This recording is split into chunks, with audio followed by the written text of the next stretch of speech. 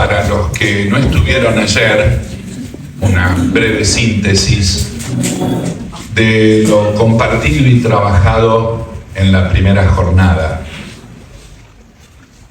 Fueron dos temas que nos inspiraron: la educación y el trabajo, en vías de la dignidad humana, bajo la dignidad o inspirados en esta dignidad humana que todos queremos.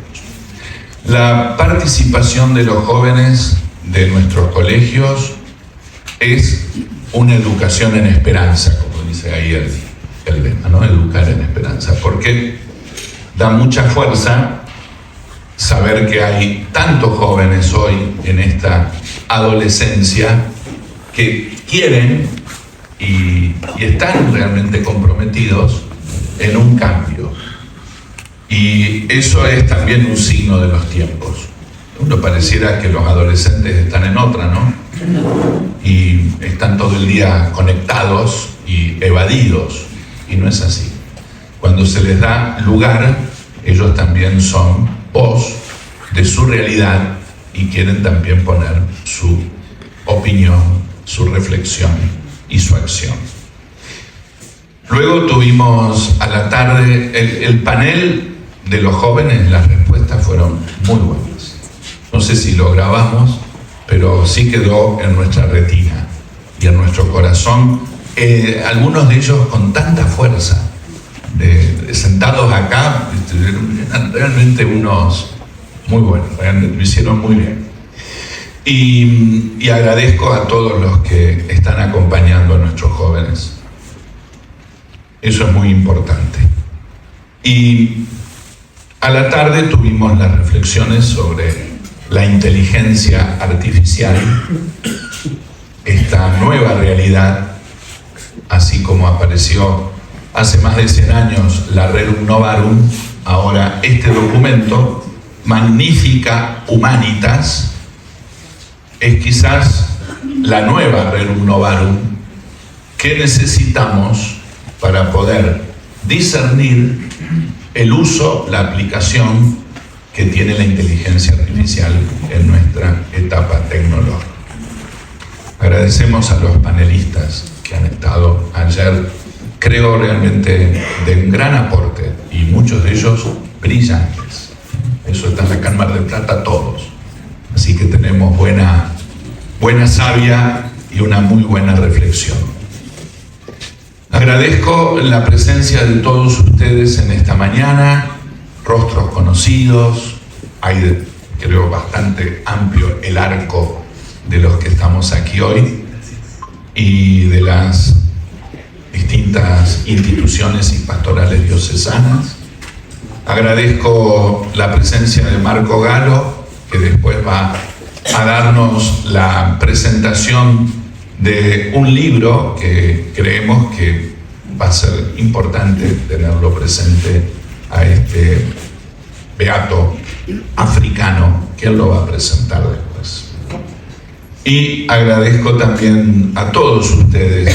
Está Fernando Barilati, presente, secretario de la Pastoral Social a nivel de la Conferencia Episcopal Argentina. Esta semana marplatense venía enganchada con la Semana Social Marplatense, que siempre se hizo nacional en Mar del Plata. Este año se va a hacer en Córdoba, por querer también federalizar un poquito más la propuesta de la Semana Social. Conservamos el nombre Semana Social Marplatense, aunque son 2 días.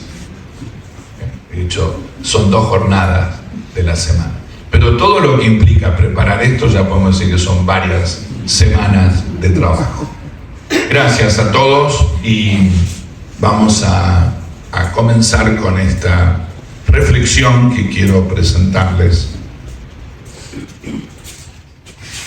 En el magisterio de la Iglesia Católica contamos con la doctrina social de la Iglesia, una serie de principios que surgen del anuncio del Evangelio. y de la realidad que nos rodea. Desde hace más de un siglo que la Iglesia, a través del magisterio social pontificio, quiere iluminar la vida de los que habitamos en este planeta, especialmente las realidades sociales, magisterio social, que por sus circunstancias necesitan la presencia y la cercanía de los pastores y de la comunidad eclesial. Hemos tenido la gracia de haber contado con papas que supieron decir, con la asistencia del Espíritu Santo, aquellos que muchos querían y quieren oír, haciendo voz de los que no tienen voz. Ni poder, ni recursos para hacerse escuchar en sus reclamos esenciales. También la Iglesia quiere ayudar a la reflexión a todos los hombres de buena voluntad que, sin ser creyentes cristianos, luchan por un mundo mejor. La doctrina social de la Iglesia no es solo para los fieles católicos.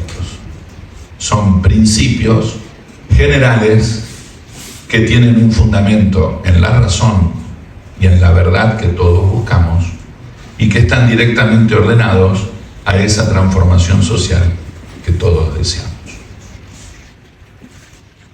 Los principios de la doctrina social de la Iglesia, como dijimos, brotan del Evangelio mismo. Jesús hizo.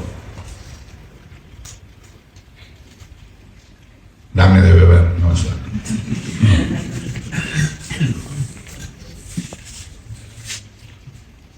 Jesús hizo opciones claras y definitivas por aquellos que estaban excluidos.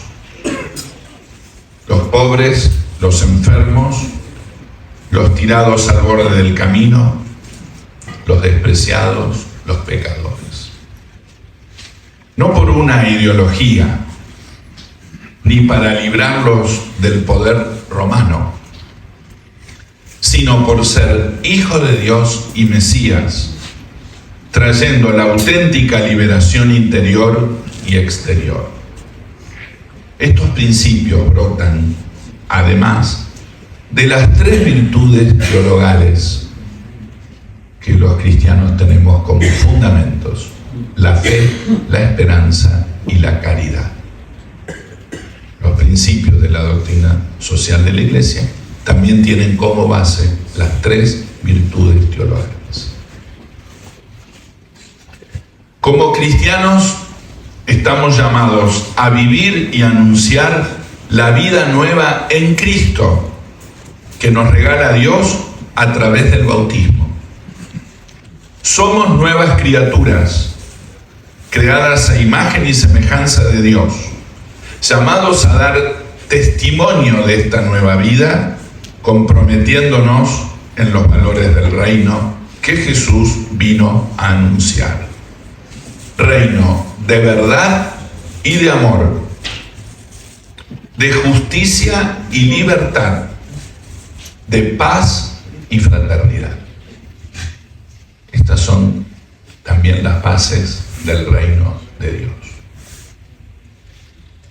Estas características del reino comienzan en esta tierra y por ese reino ha habido y hay mártires, como veremos en Floribert luego. Dar la vida por Cristo es también dar la vida por su reino y sus valores intrínsecos. En el magisterio social del Papa Francisco y del Papa León encontramos los siguientes principios.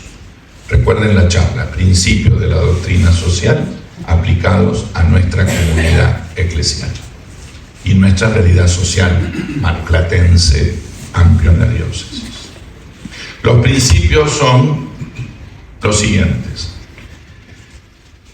de la dignidad de la persona, del bien común, el destino universal de los bienes, subsidiariedad, solidaridad, la opción preferencial por los pobres, justicia social, cuidar nuestra casa común, entre otros. Pero vamos a trabajar y reflexionar sobre estos principios.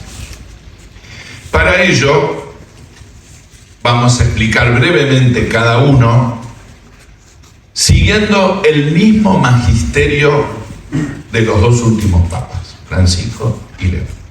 O sea, ahí ya no voy a hacer yo interpretación, sino la lectura, y ustedes la escuchan, de lo que los mismos papas nos dicen. Antes, para poner como fundamento el primer principio, dignidad de la persona. Esa es la base, en la cual podemos decir que se va construyendo la doctrina social de la Iglesia, es la dignidad de la persona. Es el fundamento de todo lo demás. Ser dignos porque somos criaturas, no somos dioses. Es decir, ser creados por Dios, de Dios recibimos nuestra dignidad y por el mismo hecho de ser concebidos, ya somos dignos de una vida, un nuevo ser, una nueva persona irrepetible, una dignidad que se establece desde el principio al fin y nadie tiene el poder de destruir, ni nosotros mismos. La vida es un don y hay que cuidar este don. La dignidad también brota de nuestra fraternidad. De hecho, somos una comunidad. Comunidad, lo vamos a explicar. Formamos una comunidad, no somos seres aislados. Comunidad familiar, social, barrial, territorial, mundial. El maltrato, la indiferencia, la exclusión, la esclavitud en todas sus formas, la violencia, la pena de muerte, el asesinato, son violaciones de esta dignidad humana y no deben ser admitidas ni legisladas.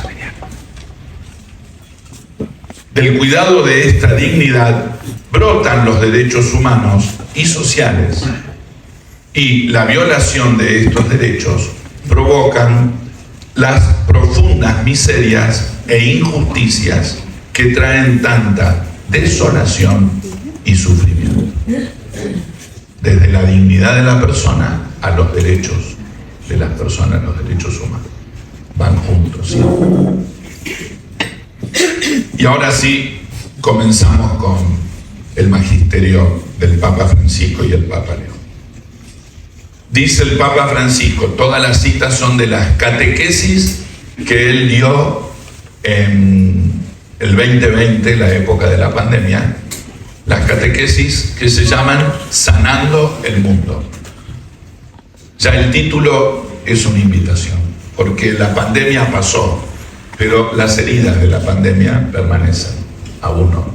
Y hay también otras enfermedades que siempre están presentes y necesitamos combatirlas.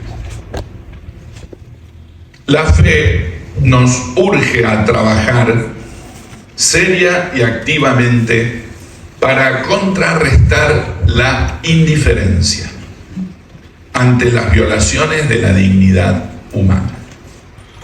Esta cultura de la indiferencia que acompaña a la cultura del desperdicio, del descarte, las cosas que no me tocan no me interesan. La fe siempre exige que nos dejemos sanar y convertir por nuestro individualismo, tanto personal como colectivo. Un individualismo de partido, por ejemplo, Que el Señor restaure nuestra vista para redescubrir lo que significa ser miembros de la familia humana y que esta mirada se traduzca en acciones concretas de compasión y respeto por cada persona y de cuidado y custodia de nuestra casa común.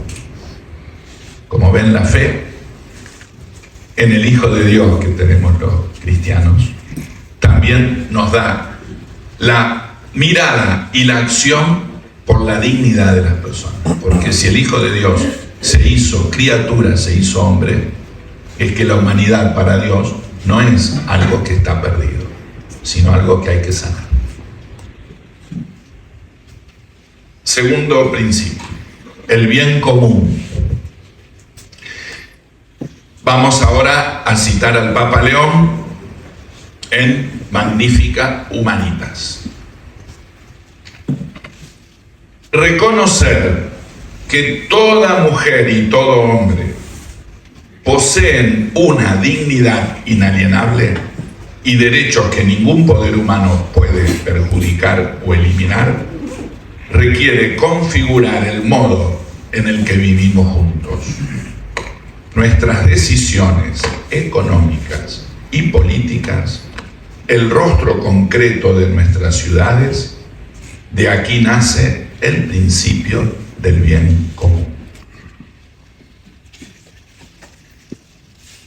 Dignidad, fraternidad, sociedad. Y dice el mismo Papa León, corresponde al Estado garantizar la cohesión, la unidad y una justa organización de la sociedad civil. Eso es el rol del Estado, la organización de la comunidad civil. Para que el bien común realmente pueda ser procurado con la contribución de todos. Esto significa en concreto que el poder público tiene la delicada tarea de armonizar con justicia. Fíjense qué principio, ¿no? Armonizar con justicia los diversos intereses en juego, buscando el equilibrio entre bienes particulares y bienes de conjunto. Ya seguro que ustedes están pensando algunos ejemplos, ¿no? Cuando el Estado o las leyes no garantizan este bien común, sino que se privilegian sectores por encima del bien común, casi todos los días, ¿verdad?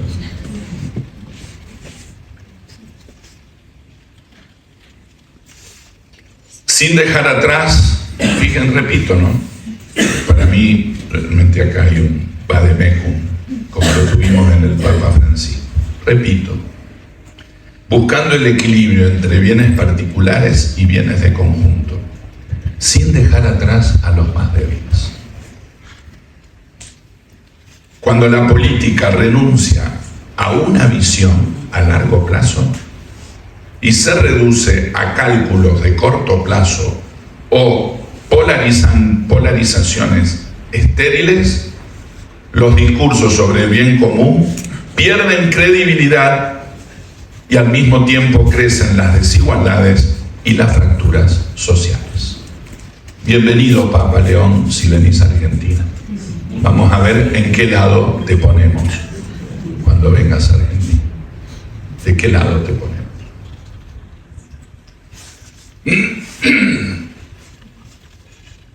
Tercer punto, el destino universal de los bienes. Este principio, y ahora seguimos con el Papa León. Este principio nos recuerda, sobre todo, que los bienes de la tierra, el suelo, el agua, el aire y los recursos naturales han sido dados por Dios a toda la familia humana para sostener la vida de todos, hoy y en las futuras generaciones, y que toda persona tiene un derecho originario al uso de dichos bienes. Hoy, entre los bienes que están destinados universalmente a todos, debemos incluir también las nuevas formas de propiedad. Este es un paso adelante que da el Papa León. Escuchen. Patentes, algoritmos, plataformas digitales, infraestructuras tecnológicas, datos. ¿De quiénes son estos bienes? Ayer escuchamos 6 empresas mundiales que manejan estos bienes y estos datos. En un contexto donde la riqueza de las naciones depende cada vez más de conocimientos y tecnologías, cuando estos bienes quedan concentrados en las manos de unos pocos, sin adecuadas formas de intercambio y de acceso, se crea un nuevo desequilibrio que contradice el destino universal de los bienes y alimenta la brecha entre incluidos y excluidos, entre quienes pueden participar en la revolución digital y quienes permanecen al margen. Además, el cuidado de la casa común y la responsabilidad hacia los pobres y hacia las generaciones futuras requieren que el uso de los bienes de la creación y de las nuevas posibilidades ofrecidas por la técnica esté regulado de tal modo que respete el ambiente y evite despilfarros y nuevas formas de estafa. 65 y 68 de Magnificat Humanitas. Este principio del destino universal de los bienes, esto digo yo, no excluye la propiedad privada. Recuerden que siempre dicen que la doctrina social de la Iglesia es un comunismo donde no está la propiedad. Eso es totalmente tendencioso. Pero sí la ordena a un bien superior. O sea, la propiedad privada está siempre ordenada a un bien superior. Algo tan concreto como es la proximidad de mi vecino. Esto también es un bien superior de la propiedad privada, porque siempre estamos con vecinos, a los cuales no son enemigos, sino vecinos. Principio social de la convivencia. Cuarto y quinto. 1. Subsidiariedad y solidaridad. Ahora vamos al Papa Francisco. Subsidiariedad y solidaridad. El Papa Francisco, al comenzar dice: disculpen por las palabras raras, pero hay que explicarlas. Como no se puede quitar a los individuos y darlo a la comunidad lo que ellos pueden realizar con su propio esfuerzo e industria, así tampoco es justo, constituyendo un grave perjuicio y perturbación del recto orden, quitar a las comunidades menores e inferiores lo que ellas pueden hacer y proporcionar, y dárselo a una sociedad mayor y más elevada, ya que toda acción de la sociedad, por su propia fuerza y naturaleza, debe prestar ayuda a los miembros del cuerpo social, pero no destruirlos y absorberlos. El principio de subsidiariedad dice: lo que podemos hacer en un nivel, hagámoslo en ese nivel. Esto después lo vamos a aplicar también a la vida eclesial, porque hay niveles en la vida eclesial que hay que respetar. Si todo lo hace el párroco, y si todo lo hace el obispo, o si todo lo hacen los laicos, ahí hay un desequilibrio. Por un lado, y sigue el Papa Francisco, especialmente en tiempos de cambio, cuando los individuos, familias, pequeñas asociaciones o comunidades locales no son capaces de alcanzar los objetivos primarios, entonces es correcto que intervengan los niveles más altos del cuerpo social. Caso concreto, la exclusión. ¿Seguirán siempre excluidos? ¿No va a haber una acción de un nivel superior para ayudar Suena, viste, feo, nivel superior, nivel inferior, a los excluidos. Es un modo de hablar para entender. Pero los excluidos no son nivel inferior, nunca lo serán.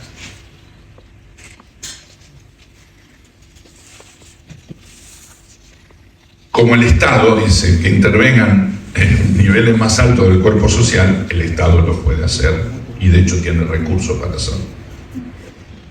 Para proporcionar los recursos necesarios para seguir adelante. Por ejemplo, debido al bloqueo del coronavirus, muchas personas, familias y empresas se han encontrado y todavía tienen serias dificultades, por lo que las instituciones públicas intentan ayudar con las intervenciones sociales. De hecho, lo vivimos en el coronavirus, la ayuda del Estado a empresas privadas. Esta es su función, lo que tienen que hacer el Estado. Por otro lado, sin embargo, la alta dirección de la sociedad debe respetar y promover los niveles intermedios o inferiores. En efecto, la contribución de las personas, las familias, las asociaciones, las empresas, todos los organismos intermedios e incluso las iglesias es decisiva.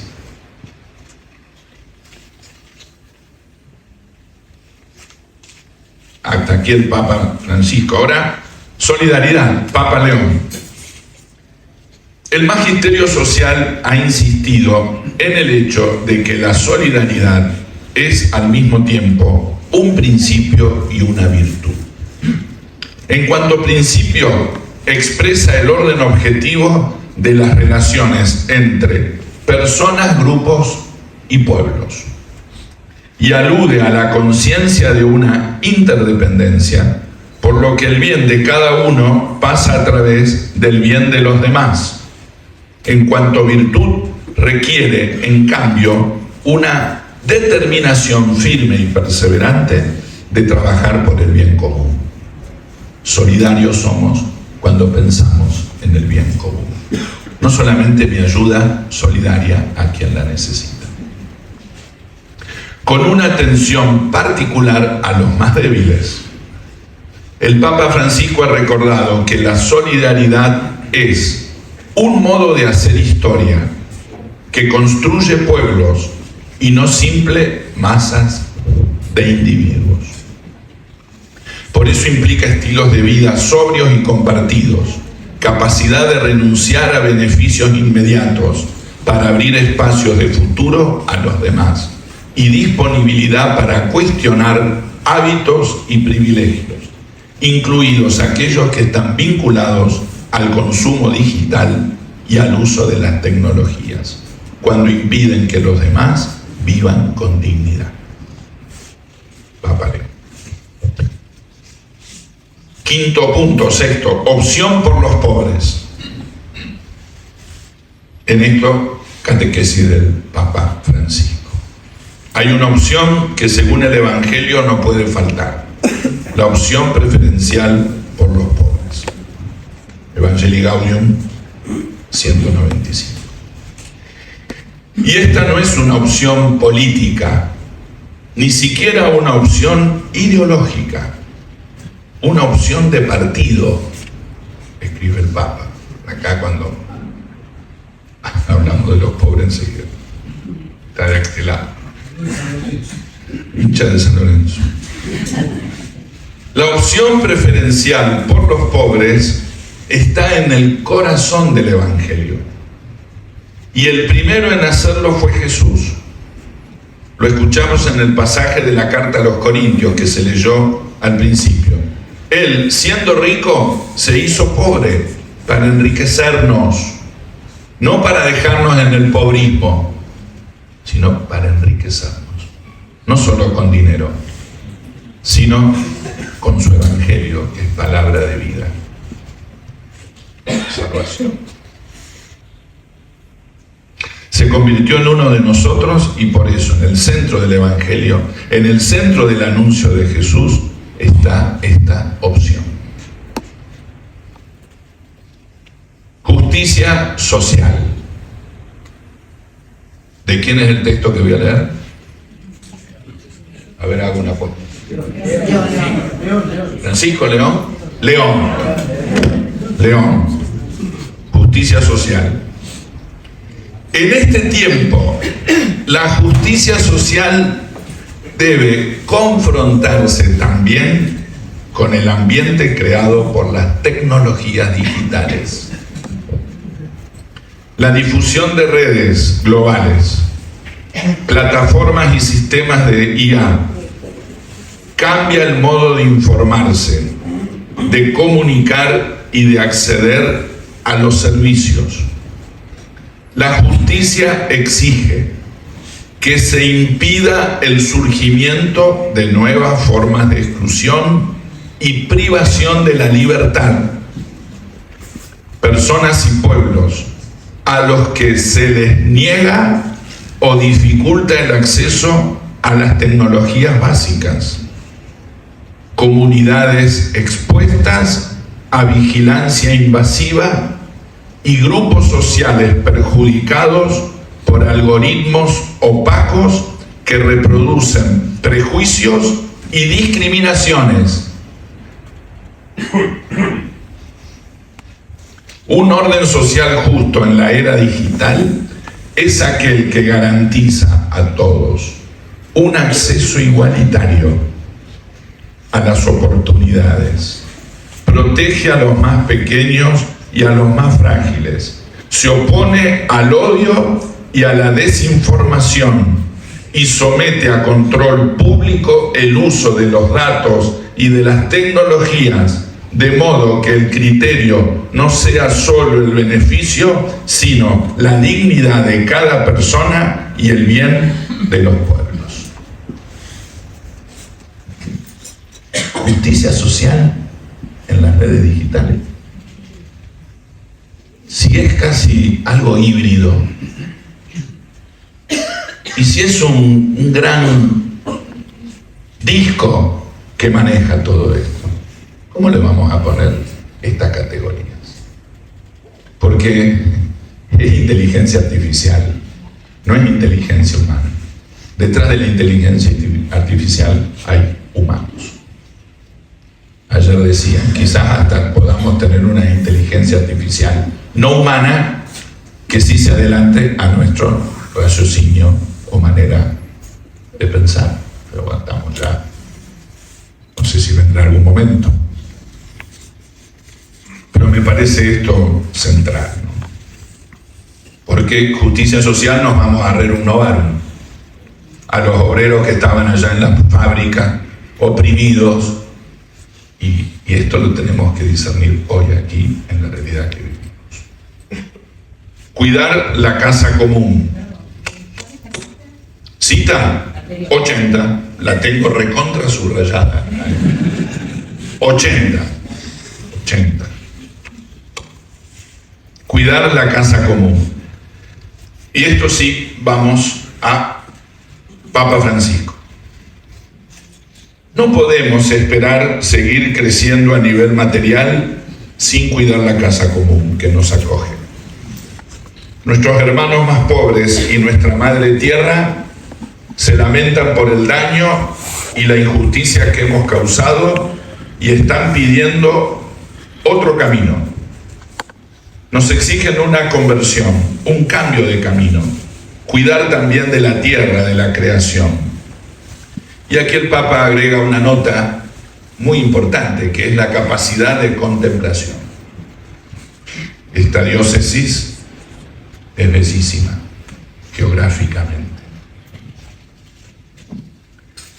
La contemplación, que nos lleva a una actitud de cuidado, no es mirar la naturaleza desde afuera, como si no estuviéramos inmersos en ella.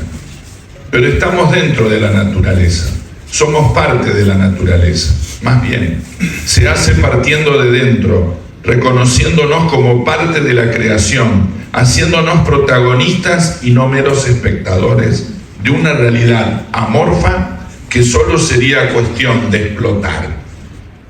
Quienes contemplan de esta manera quedan asombrados, no solo por lo que ven, sino también porque se sienten parte integral de esta belleza. y también se siente llamado a custodiarlo, a protegerlo. Y hay una cosa que no debemos olvidar: quien no sabe contemplar la naturaleza y la creación, no sabe contemplar a las personas en su riqueza. Y quien vive para explotar la naturaleza acaba explotando a las personas y tratándolas como esclavas. Esta es una ley universal.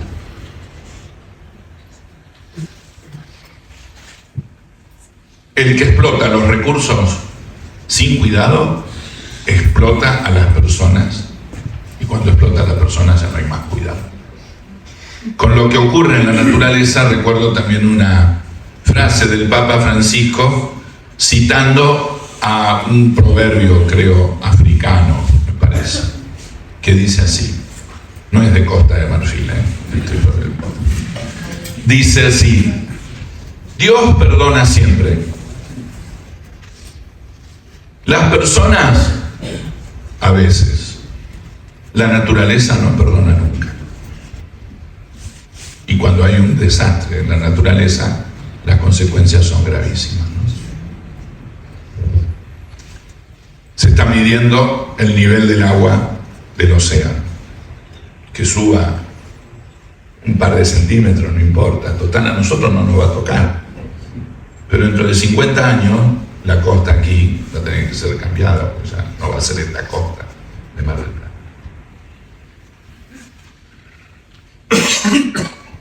Ahora, para terminar, y sí le pido que ahí vayamos directamente a la cita, si es que pueden leer, si no yo la voy a leer. Cito ahora un texto de la encíclica magnífica Humanitas del Papa León, que corresponde al último punto de la charla: bajar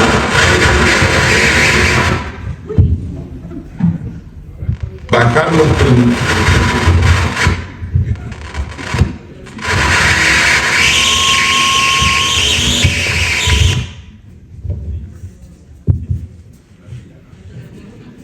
la tecnología tampoco perdona. Es siempre el mal espíritu del demonio de los micrófonos. Y va a dar una charla y no te anda el equipo. No funciona. Bueno, ahora en esto decía: bajar los principios de la doctrina social de la Iglesia a la realidad diocesana. Y estos puntos del Papa León son realmente concretos. Ahora vamos a hablar un poco de la Iglesia, pero estamos en esta mañana con varios actores de la Iglesia diocesana aquí presentes. Entonces, estos principios que escuchamos, bajémoslo ahora a nuestra pastoral. Un examen para la Iglesia. 86. En conclusión, deseo tocar un punto que me preocupa de manera particular. La doctrina social no es solo una palabra dirigida a la sociedad, es también un examen de conciencia para la Iglesia. Casa y escuela de comunión, siempre llamada a verificar que los principios expuestos en este capítulo se vivan sobre todo en su interior. El bien común en el ámbito eclesial toma el rostro de un estilo sinodal para la misión al servicio del reino. La Iglesia, en efecto, es el sujeto comunitario e histórico de la sinodalidad y de la misión. Esto requiere atención al modo de tomar decisiones y de ejercer la responsabilidad. El documento final del sínodo identifica entre las prácticas decisivas para la transformación misionera la cultura de la transparencia, la rendición de cuentas y la evaluación.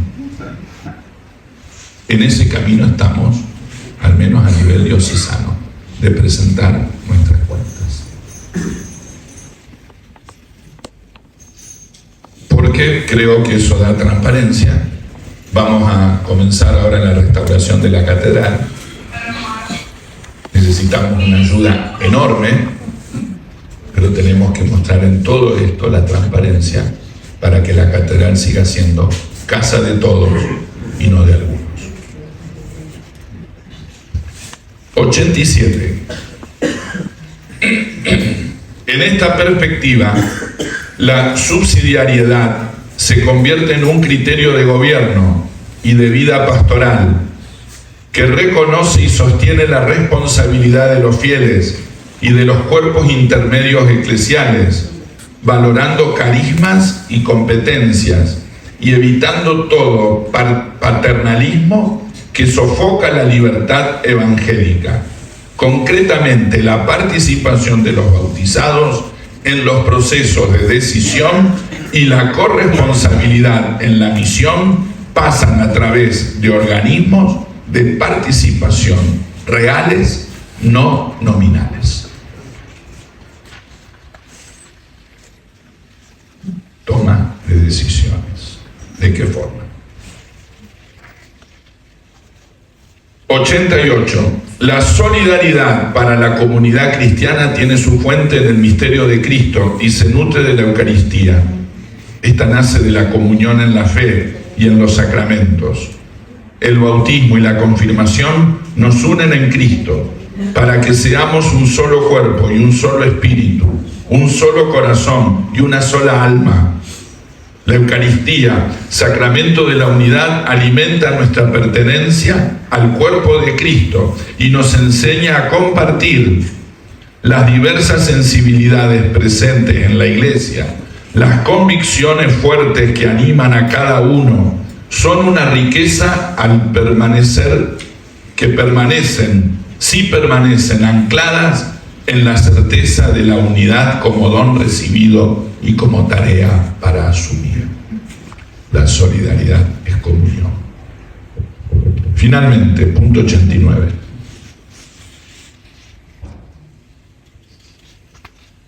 Vivir la justicia en la Iglesia significa sanear las relaciones y las estructuras eclesiales de aquellas distorsiones que generan desigualdades, falta de claridad y atropellos.